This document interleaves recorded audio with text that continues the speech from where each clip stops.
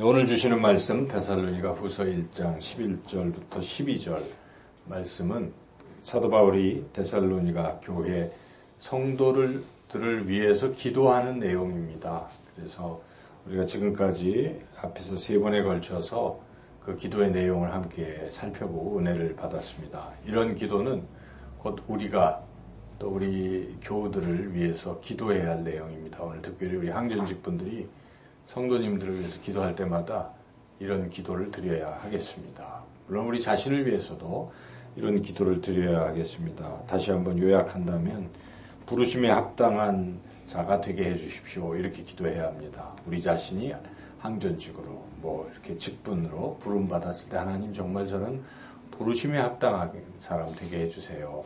그렇게 기도를 해야 되겠고, 또한 성도는 이미 다 부름받은 사람들입니다.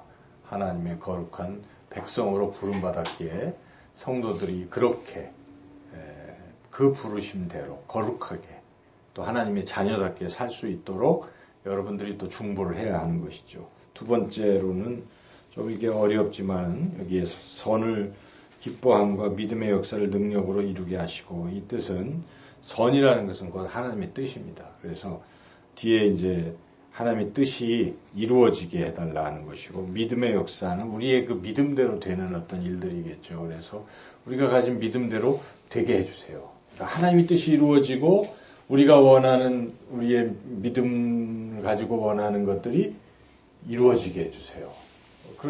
그런 것이죠. 그래서 그런 것을 이제 우리가 기도하는 것이고, 또 교우들이 그렇게 이제 어떤 간절한 기도의 제목이 있을 때 믿음을 가지고 하나님 그 믿음대로 이루어지게 해주십시오 하고 같이 도와주는 그런 기도를 해야 하겠고, 우리 공동체는 항상 하나님의 뜻을 이루는 데 또 주력해야 되는 것이죠. 그래서 그런 기도를 우리가 늘 해야 되겠습니다. 그리고 12절에서는 모든 일은 다 하나님께 영광을 돌려야 되는 것이죠. 그래서 여기에 예수의 이름이 너희 가운데서 영광을 받으시고, 항상 우리는 하나님께 영광 돌리는 그런 삶이 돼야 되고, 교회가 하나님께 영광 돌리는 교회가 되게 해달라고 기도하고, 성도님들 한 분 한 분도 하나님께 영광 돌리는 삶을 살게 해달라, 그렇게 우리가 기도해야 하겠습니다. 오늘 이제 이 마지막 네 번째 기도는 끝부분에 너희도부터 시작이 되는데, 너희도 그 안에서 영광을 받게 하려 함이라. 하나님께 영광을 돌릴 뿐만 아니라 하나님으로부터 영광을 받는 거예요. 영광을 받게 해달라고 그렇게 기도하는 것이죠. 아까 식사할 때 어느 권사님이 며느리 자랑을 한참 했잖아요. 그런 태도가 좋은 거예요. 그렇게 그 영광을 받게, 그가 영광을 받게 해달라고 이렇게 우리가 축복하고 그렇게 하는 게 참 좋은 겁니다. 그래서 여러분들이 성도님들 한 분 한 분 생각할 때 그분이 하나님으로부터 영광 받게 해주세요, 이렇게 기도하라는 것입니다. 좋죠? 여러분들끼리 또 서로 그렇게 기도하면 좋겠는데, 서로 마주 보시면서 영광 받으세요. 저하고도 한번 해볼까요? 영광을 받으소서. 그렇잖아요, 그죠?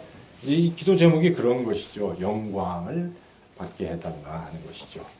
영광이라는 말의 뜻이 무엇이겠습니까?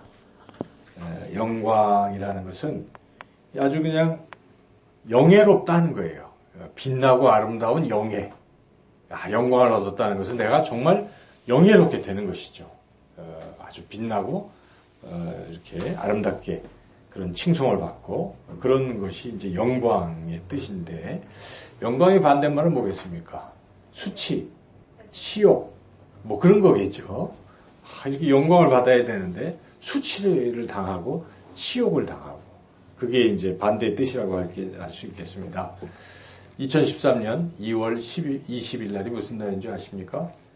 2013년 2월 10일은 우리나라 대통령이 취임했던 날입니다. 그때 화면을 이렇게 비춰서 볼 때 대통령이 참 기뻐했어요. 그렇죠? 그리고 그를 지지하던 많은 사람도 기뻐했고, 지지하지 않았지만은 이 나라에 이제 또 새로운 대통령이 됐으니까 우리가 다 축복하고 기뻐했죠. 그래서 참 그렇게 영광을 받은 거죠. 본인도 영광을 받고 얼마나 영광스럽습니까? 아버지도 대통령이요, 자기도 대를 물려서 대통령이었으니 참 영화로운 날이었습니다. 그게 영광인 것이죠. 영광스러웠는데 오늘 우리가 다 알다시피 탄핵을 받았어요. 물론 그 전부터 계속 국민들이 지지를 하지 않았기 때문에 그랬겠지만 오늘은 특별히 이제 역사의 기록이 되는 거예요. 후대에 계속 기록될 것입니다. 탄핵의 그 내용들까지 또 세월호까지 다 언급되어 있기 때문에 아마 역사책에 그 상황은 너무 수치스러울 것입니다. 두고두고 치욕스러운 날이 될 것입니다. 개인에게 지금 얼마나 치욕스러운 날이 되겠습니까? 뭘 버텨서 헌재 판결을 마지막 뒤집기를 해보려고 한들 이미 국민이 다 버렸잖아요. 그래서 참으로 수치스러운 날이라는 것이죠. 우리의 인생도 영광스러운 날도 있어요. 그렇죠? 근데 어떤 때는 참 치욕스러운 날도 없는 게 아니잖아요. 우리 삶에 뭔가 치욕스러운 날도 있을 수 있습니다. 그래서 그런 것들이 이제 인생에서는 있는 거예요. 영광스러울 때, 치욕스러울 때 있는데 이 세상에서는 뭐 이렇게 저렇게 치욕을 당할 수도 있어요. 그런데 중요한 것은 우리가 이 세상을 떠나는 날, 떠나서 하나님 앞에 서는 날마저도 수치스럽고 치욕스럽다면 정말 희망이 없는 것입니다. 우리는 주님을 만나는 그날 영광스러운 그런 날이 되기를 간절히 소망합니다. 우리는 그걸 위해서 살아가는 거예요. 그때의 영광을 바라보고 지금 우리가 살고 있는 것이죠. 그래서 오늘 이 본문의 바울은 데살로니가의 성도들 모두가 다 그런 영광을 받았으면 좋겠다는 것이죠. 그래서 여기에 다시 한번 보시면 너희도 그 안에서 영광을 받게 하려 함이라. 그래서 내가 지금 기도하고 있다는 것입니다. 영광을 받는 사람이 되게 해달라고 기도하는 것이죠.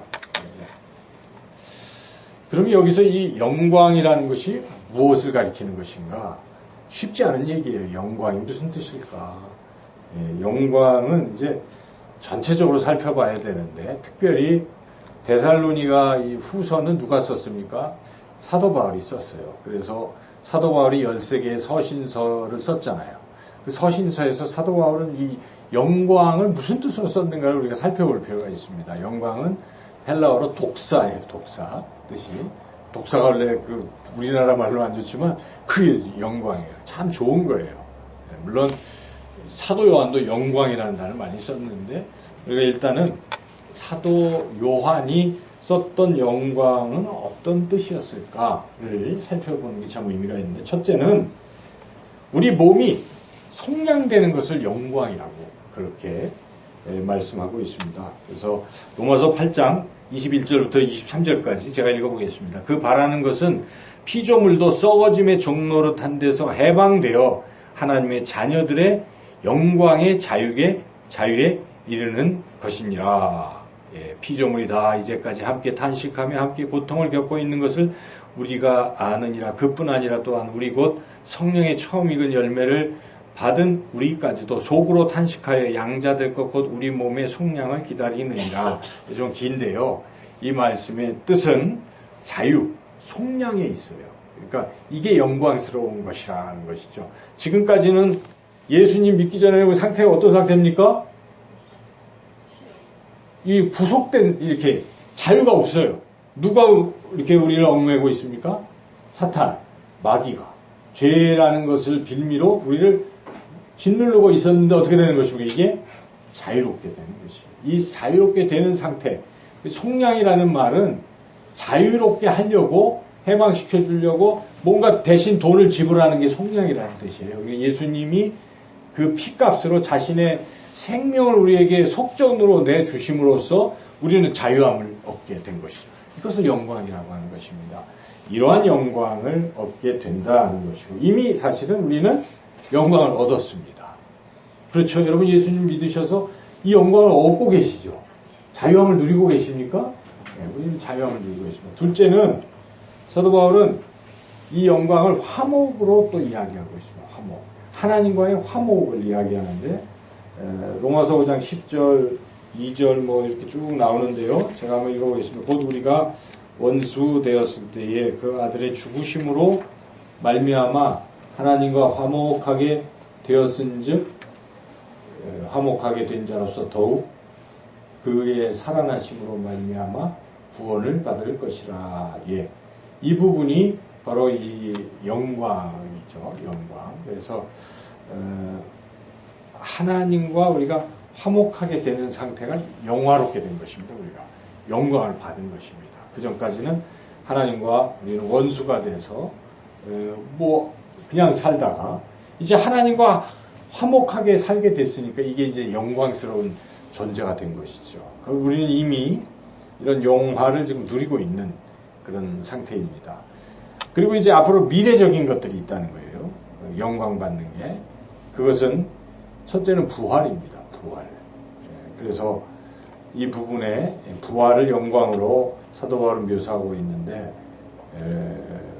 로마서 6장 44절에 그러므로 우리가 그의 죽으심과 합하여 세례를 받음으로 그와 함께 장사되었나니 이는 아버지의 영광으로 말미암아 그리스도를 죽은 자 가운데서 살리신 것 같이 우리로 또한 새 생명 가운데 행하게 하려 함이라. 그리고 고린도전서 15장 43절에 욕된 것으로 심고 영광스러운 것으로 다시 살아나며, 이게 이제 부활을 말하는 거거든요. 그래서 이 부활의 상태는 영화롭게 된 것입니다. 우리가 정말 영예롭게 된 것입니다. 영광을 받은 것이죠. 그래서 우리가 지금은 안 이루어지지만 예수님이 재림할 때 우리는 부활할 것입니다. 그게 참으로 영광스러운 것인데 바울은 지금 그 상태를 지금 말하고 있다는 것이죠. 그리고 또 하나는 상속을 받고 기업을 얻는 것도 영광이라는 말로 쓰고 있습니다. 그래서 로마서 8장 17절에 자녀이면 또한 상속자 곧 하나님의 상속자요 그리스도와 함께 상속자니 우리가 그와 함께 영광을 받기 위하여 고난도 함께 받아야 할 것이니라. 지금 상속 이야기를 하면서 영광을 받으라고 얘기하잖아요. 그러니까 상속. 뭘 상속받습니까? 기업을 상속받는 것입니다. 그래서 에베소서에 너희 마음의 눈을 밝히사 그의 부르심의 소망이 무엇이며 성도 안에서 그 기업의 영광의 풍성함이 무엇이며. 그래서 이 기업은 아주 영광이 풍성한 상태라고 말하는 것이죠. 그러니까 우리가 기업은 곧 뭐겠습니까? 하나님 나라를 받는 것입니다. 천국을 받는 것이죠. 이것이 영광인 것이죠. 그리고 마지막으로 영생을 영광이라고 또 표현하고 있습니다. 로마서 2장 7절에 참고 선을 행하여 영광과 존귀와 썩지 아니할 것을 구하는 자에게 영생으로 하시고. 그래서 이 영광은 곧 영생이라 하는 것이죠. 그래서 우리가 지금까지 말씀드린 걸 종합해 본다면 영광, 이 사도 바울이 말하는 영광은 현재적으로 우리가 몸의 속량, 자유함을 누리게 되는 것과 하나님과 화목하게 되는 것이 이미 영화로운 상태로 들어갔고 영광을 얻게 된 것이죠. 그리고 이제 미래적으로 우리는 부활하고 그리고 이 하나님 나라를 기업으로 받고 거기서 영원히 영생을 누리게 되는 것. 이것을 영광이라고 말합니다. 우리가 다 잘 아는 내용이에요. 그래서 성경을 통해서 한번 확인해 본 것입니다. 우리는 그렇게 영화로운 존재, 영광을 받게 될 줄로 믿습니다. 어떤 사람이 이러한 영광을 받고 누리게 될 것인가? 그것은 바로 예수님을 믿는 사람이 그렇게 될 수 있다는 것입니다. 아무런 자격도 없고 우리가 그런 영광을 받을 자격은 참 없잖아요. 그렇죠? 이 중에 누가 그런 영광을 받을 수 있겠습니까? 그런데 하나님 우리를 사랑하셔서 예수님을 믿는 사람들에게는 이러한 영광을 주시겠다고 약속하셨는데 성령을 통해서 하나님의 은혜로 우리가 예수님을 믿게 되었습니다. 그래서 여기 여러분들 이 자리에 지금 앉아 계신 것이죠. 그래서 우리는 이젠 영광을 받게 될 것, 이미 누리고 있는 부분 또 앞으로 받게 될 것이다. 이것을 확신하시기를 축원합니다. 참 저는 중요한 게 이런 확신이에요. 사람이 내가 미래에 이렇게 영화롭게 될 것이라는 것을 믿고 있는 사람은요, 세상의 현재의 고난을 어떻게 할 수 있어요? 이겨낼 수 있습니다. 현재의 고난은 장차 우리에게 나타날 영광과 좋게 비교할 수 없다라고 사도 바울은 분명히 선언하잖아요. 사도 바울처럼 우리도 그렇게 선언하고 살아가야 돼요. 현실이 고달프고 좀 어려워도 우리는 영광을 받을 존재다 하는 것을 항상 확신하고 살면 거기에 기쁨이 있고 또 소망이 있는 것이죠. 그리고 또 한 가지, 아직도 이 영광을 받는다고 믿지 못하는 사람, 왔다 갔다 하는 사람, 이런 사람들이 있을 수 있어요. 지금 데살로니가 성도들 가운데에서도 그런 사람들이 있었을지 몰라요. 그래서 바울이 지금 그 영광을 받게 해달라고 기도를 하고 있는 것이죠. 이미 예수님 믿음으로 받고 있지만, 받을 수 있지만 믿음이 자꾸 흔들려가지고 약해져서 그것이 내 것이 아니라고 그렇게 의심하거나 그런 사람들이 굳건한 믿음을 가져서 영광을 얻을 것을 확신하게 해달라고 지금 기도하는 것입니다. 물론 이 중에서도 예수님 안 믿는 사람이 있을 수도 있겠지만은 성도들인데 예수님 믿지 않겠어요? 그래서 성도니까. 그래서 그런 부분이 있다는 것이죠. 그리고 또한 우리 입장에서 본다면 믿지 않는 불신자들을 보면 불신자들은 이러한 영광을 누릴 수가 없잖아요. 그러니까 그런 분들이 이런 영광을 누릴 수 있도록 우리가 기도하고 또 전도해야 하겠다는 것이죠. 오늘 이 말씀을 붙들고 이 시간 우리가 함께 중보기도를 했습니다.